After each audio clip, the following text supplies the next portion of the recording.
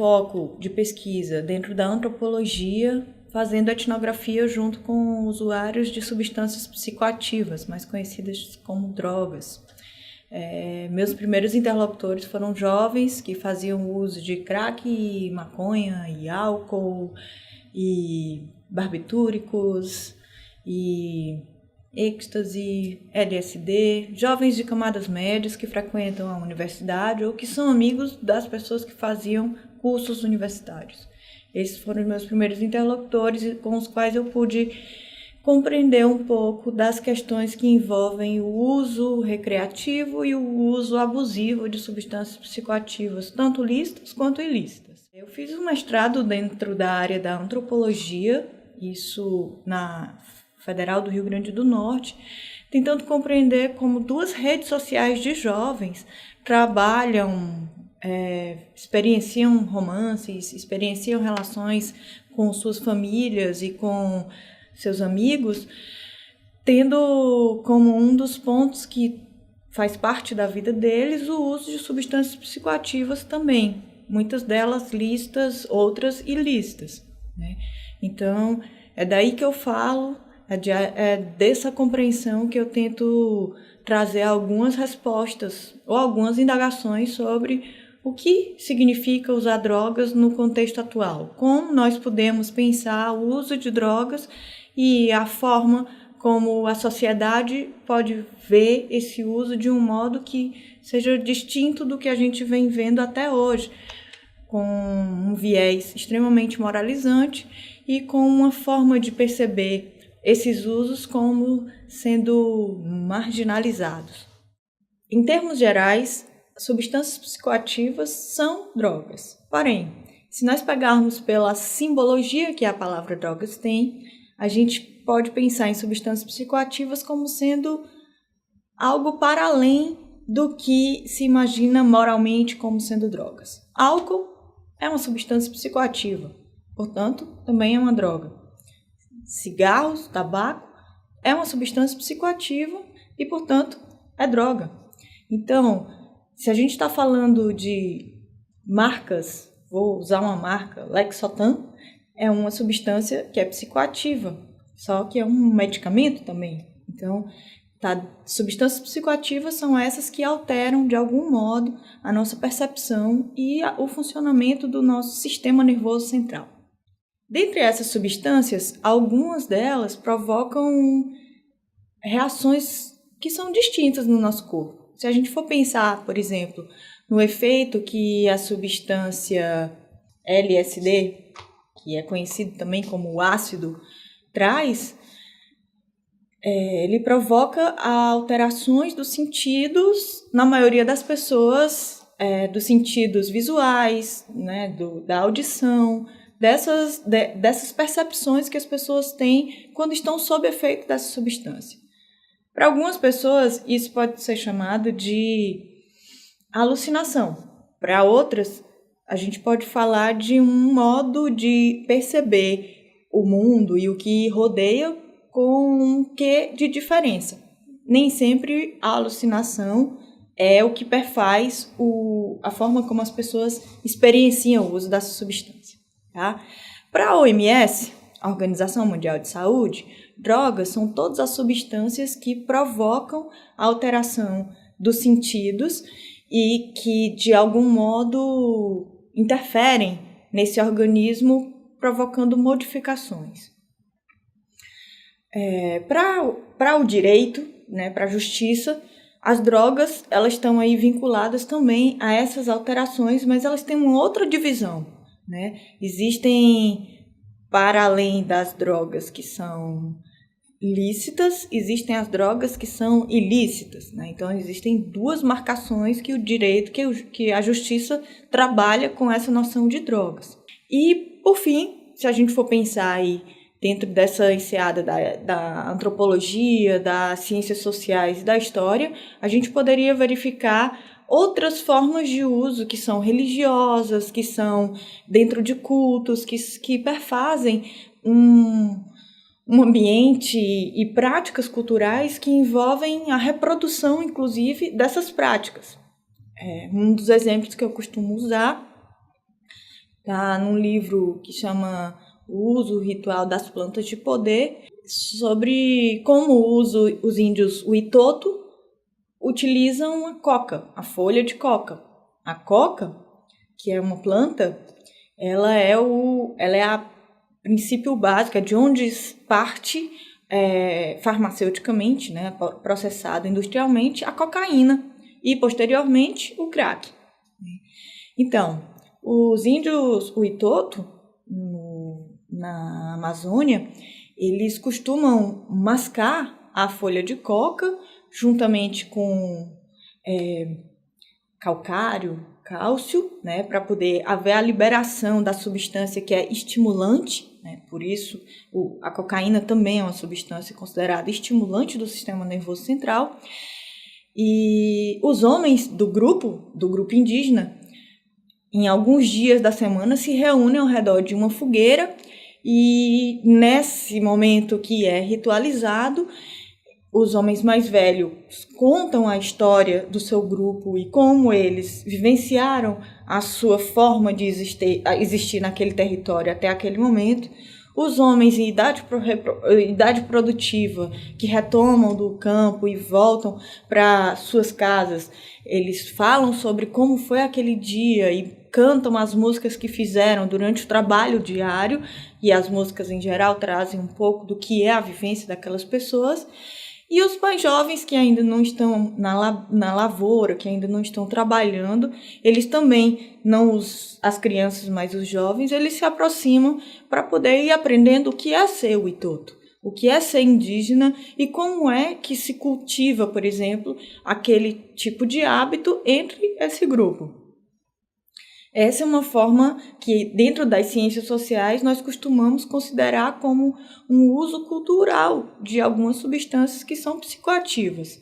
Aquela substância, de algum modo, fortalece a energia daqueles corpos para que eles possam durar contando suas histórias, que eles possam se inspirar para falar sobre a sua cultura, né? Essa é uma forma que a gente encontra ritualizada, se a gente pode chamar, de uso de coca, né? Um outro tipo de uso também que nós consideramos, e no Brasil especificamente, ele é considerado lícito dentro de um ritual, é o uso da ayahuasca. A ayahuasca é um chá que ele vem de uma mistura de uma folha e um cipó, que são plantas nativas da Amazônia, e que tem como uma característica também trazer mirações, né, para as pessoas que fazem uso desse chá. As mirações, se a gente for pensar pela lógica da saúde, podem ser chamadas de alucinações, mas para as pessoas que têm uma fé e que creem no que está ali dito, no que está ali posto enquanto uma filosofia religiosa, o que eles veem sob efeito daquela substância são mirações, muitas vezes respostas para os seus problemas, formas de, inclusive, resolver angústias que estão ali dentro da pessoa ou no meio social no qual ela está se inserindo, e que dentro do ritual, a partir de uma condução de um mestre de cerimônia, que é o mestre do daime, ou as outras divisões desses cultos são a união do vegetal e a barquinha, conhecidas aqui no Brasil, mas reconhecidas, e é nesse ritual que a gente verifica algo extremamente marcado dentro da crença que envolve não só uma compreensão indígena, porque aí vem dos indígenas, essa mistura que ela só acontece exatamente por conta desse tipo de conexão entre uma folha e um cipó específicos, e que para se chegar a isso demorou muito tempo, para se compreender que era uma substância que poderia provocar determinados tipos de alteração corpórea, alteração de consciência, e que foi sintetizado, se a gente pode chamar assim, pelo mestre Irineu, que foi um senhor que partiu do Maranhão e foi para o Acre, e lá ele entrou na mata adoecido e encontrou a imagem de Nossa Senhora, que era a santa que para ele estava dizendo que aquele chá, além de ser um chá que provocava essas sensações, ele também podia trazer cura, né? Então, o Dai-me é Dai-me força, Dai-me luz, né? Vem daí. Então, essa é uma outra forma da gente estar percebendo de modo distinto da justiça, de modo distinto da saúde, as formas como substâncias psicoativas podem ser utilizadas. A gente pode pensar no contexto em que hoje nós, enquanto Centro de Referência Regional sobre crack, nos inserimos, que diz respeito à tal epidemia de crack, né? A mídia criou, depois de uma afirmação, acredito que apressada de uma pesquisadora, a ideia de que nós vivemos uma epidemia do uso de crack. É possível se verificar que, sim, o número de usuários de crack ele vem crescendo, mas o que a gente observa é que a epidemia, ela na verdade não tem esse aspecto unicamente de saúde, que a gente encontra com o contexto em que as pessoas fazem uso de crack, é muito mais a situação de vulnerabilidade em que essas pessoas se inserem exatamente por conta da miséria que muitas delas se encontram. Eu não estou querendo dizer aqui que todas as pessoas que usam crack são pauperizados ou que todas as pessoas que usam crack eles estão numa condição de miséria. Aqui no Ceará a gente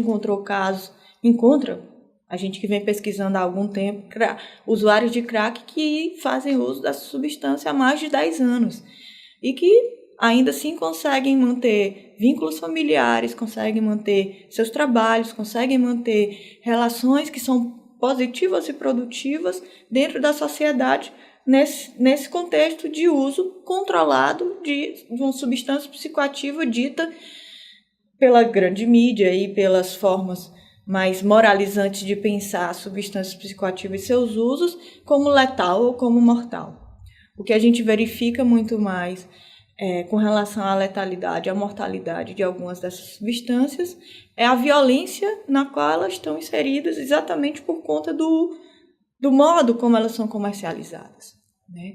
O crack, assim como a cocaína e a maconha, no Brasil, elas são consideradas substâncias ilícitas e devido a essa ilicitude, nós encontramos uma série de dificuldades para que os usuários que buscam essas substâncias acessem a elas e uma série de demandas de guerrilha que as facções que fazem a distribuição dessa mercadoria precisam se amparar para poder continuar distribuindo as substâncias, as mercadorias.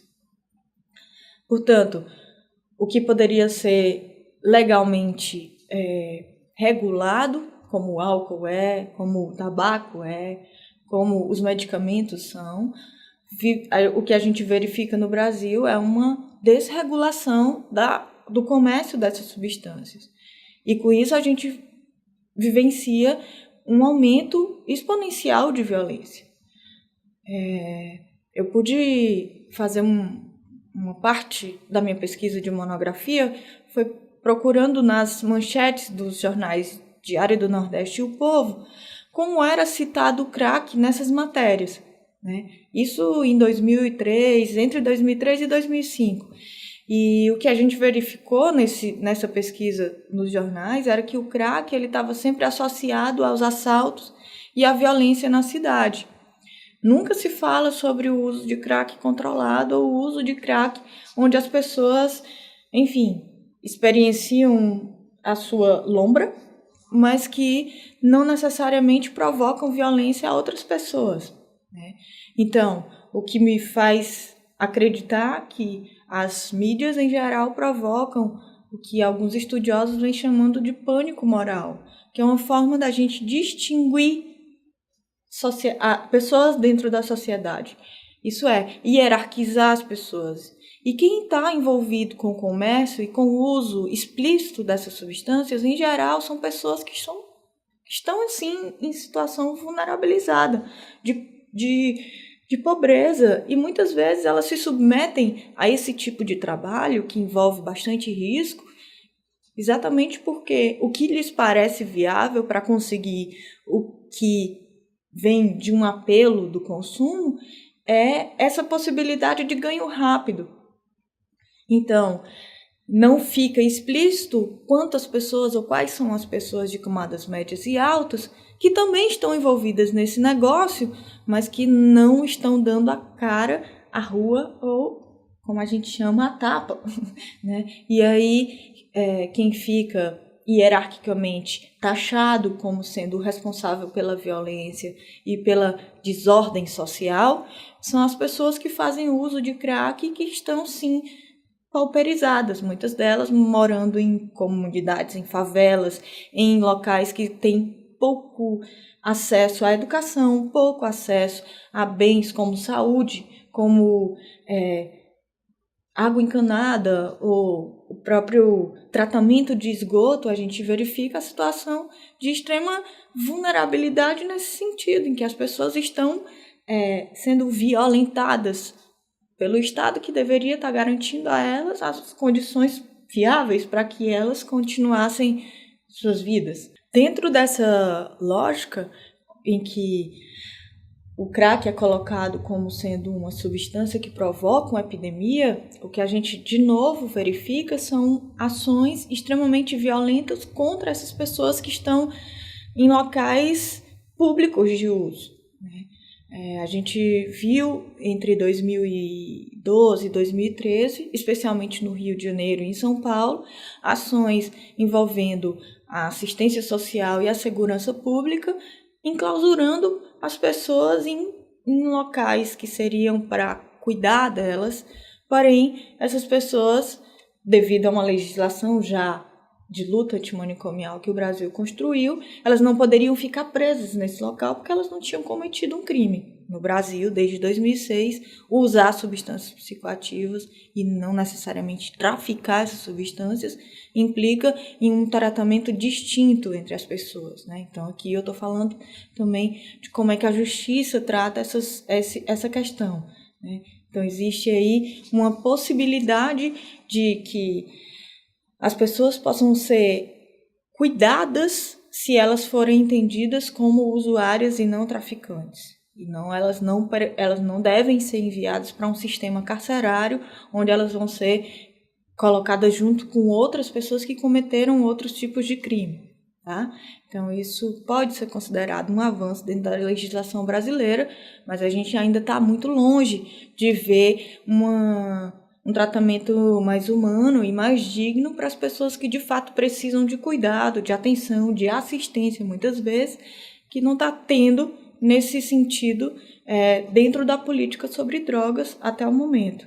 Eu estava falando que nesse momento histórico, entre 2012 e 2013, houveram ações nas chamadas cracolândias, que elas não existem em todos os lugares, mas sim em alguns específicos, e aí as pessoas estavam capturando esses usuários e levando esses usuários para os abrigos, né? E logo em seguida o que a gente via era que essas pessoas ou voltavam para os mesmos locais de onde elas foram capturadas ou buscavam outros locais mais seguros a seu olhar para que eles permanecessem no uso. Então, o que se estava fazendo não era exatamente tentar cuidar das pessoas e do seu vínculo com a substância. Estávamos tentando muito mais, nesse sentido, essa ação produzia muito mais uma higiene desses espaços, né, desses espaços geográficos, do que propriamente do cuidado que essas pessoas merecem, ou do que elas devem ter. É que a Política Nacional sobre Drogas, ela tem um foco também não só na prevenção, mas também no tratamento e na redução de danos, né? A redução de danos é ainda um desafio para nós no Brasil, exatamente porque ela lida com uma noção de cidadania e de direito humano que é pouco vista com bons olhos por quem gerencia as políticas que são extremamente assistencialistas. Então, A redução de danos, ela preconiza uma certa autonomia desse indivíduo frente à forma que ela faz uso dessas substâncias, né? Que ele faz uso dessas substâncias. O Centro de Atenção Psicossocial Álcool e Drogas, que é uma das pontas da rede que deve receber esses usuários, eles deveriam ser capacitados, né, os seus técnicos, para executar, além do tratamento terapêutico com vistas à abstinência, as estratégias de redução de danos, que muitas vezes podem levar, inclusive, à abstinência, mas nem sempre. Então, isso vai variar de acordo com o que o usuário busca para si e para o seu hábito, né, de uso. É algo que pode ser negociado com o terapeuta e isso pode ser levado à frente, tendo em vista que esse indivíduo coloca para dentro do seu corpo o que lhe convém. Isso é um direito que é inalienável. Nem o Estado pode interferir nessa negociação entre o indivíduo e o que ele põe para dentro do seu corpo. O Brasil tem tido sucesso, isso é um fato, com política direcionada para o uso de tabaco. A gente tem visto de 20 anos para cá que as formas, né, as estratégias escolhidas e as escolhidas tanto para informar como para limitar a distribuição e o uso dessa substância, elas têm tido sucesso, relativo sucesso, e a gente tem encontrado, na verdade, um êxito, tendo em vista a forma como as pessoas têm observado o uso de cigarros, de tabaco, tendo como mote a saúde, né?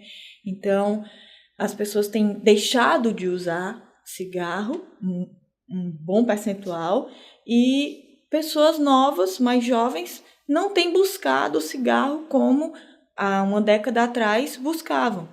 Isso vem devido a campanhas de publicidade terem sido reduzidas, na verdade cortadas, né? A campanhas nos próprios maços do cigarro, onde as informações dos riscos e dos danos que essa substância pode provocar com o uso contínuo para esse usuário, e as limitações dos espaços onde o uso dessa substância pode acontecer.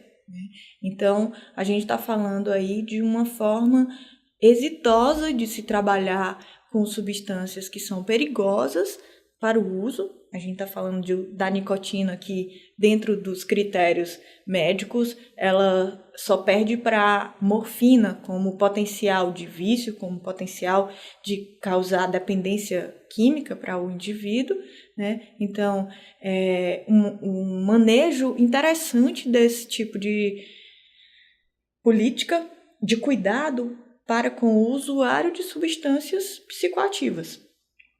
Eu estou querendo também afirmar que alguns efeitos dessas substâncias, eles são benéficos para quem faz uso delas. O cigarro, por exemplo, o tabaco, por exemplo, ele deixa a pessoa alerta e, ao mesmo tempo, ele tira a atenção das pessoas, né? Então, isso para uma sociedade que exige produção, que exige 8 horas de trabalho contínuo, pode ser uma mistura um tanto interessante para a manutenção desse trabalho. Porém, se você alerta as pessoas para os danos que esse uso contínuo e exacerbado, usar 2 carteiras de cigarro por dia é um uso extremamente alto, né? É uma grande quantidade de tabaco que se consome por dia. Se você pode fortalecer informações de que essa pessoa deve reduzir a quantidade, ou se ela se sentir apta, ela pode parar com esse uso, a gente está trabalhando uma lógica de cuidado e não de punição desse usuário. É nessa perspectiva que eu falo sobre os potenciais ganhos que nós teríamos se nós passássemos a encarar a regularização, a regulamentação do uso de substâncias psicoativas como um todo. Isso é, se a gente pudesse ver a flor de maconha sendo vendida para pessoas que dela precisam. Há uma batalha já há caminho dentro do Congresso e dentro do Senado brasileiro para que se regulamente o uso medicinal de uma substância que está na cannabis, né, que é o CDB. Essa substância específica, ela pode provocar redução do número de crises, que chama mal de Devre, especialmente em crianças, e que pode prolongar a vida dessas crianças ou melhorar a qualidade de vida dessas crianças, né? Como eu falei, a coca em natura, ela serve para os povos andinos, não só os Uitoto, poderem reproduzir e poderem trabalhar com maior vigor no que eles têm lá como prática, mas também para garantir o menor impacto da altitude no corpo dessas pessoas, né? Então, o que eu estou falando é que todas as substâncias psicoativas, elas têm efeitos que são, sim, danosos, mas que também alguns deles são positivos para o corpo humano, e aí vai depender de como é que a pessoa faz esse uso.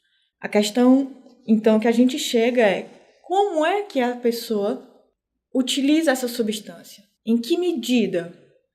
Se essa pessoa ela extrapola uma certa quantidade de pedras de crack, ela pode sim chegar a ter um ataque cardíaco e ela pode vir a ter complicações futuras, exatamente por conta desse uso exagerado.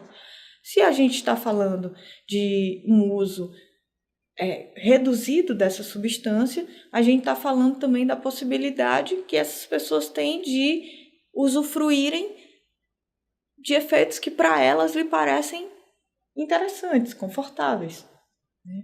Então, o que eu estou querendo ressaltar é que, para além do efeito dessa substância, existe também as características do contexto onde essa pessoa faz uso dessa substância e a própria característica desse indivíduo que faz uso dessa substância, né? Então, é esse triângulo aí que a gente chama de... Que na verdade a gente só faz uma análise se a gente estiver cuidando desses três âmbitos em paralelo, em conjunto. Muitas vezes o que se faz é criar um pânico sobre determinada substância sem levar em conta esses dois outros aspectos. Quem é a pessoa que faz uso dessa substância e que contexto ela faz uso dessa substância.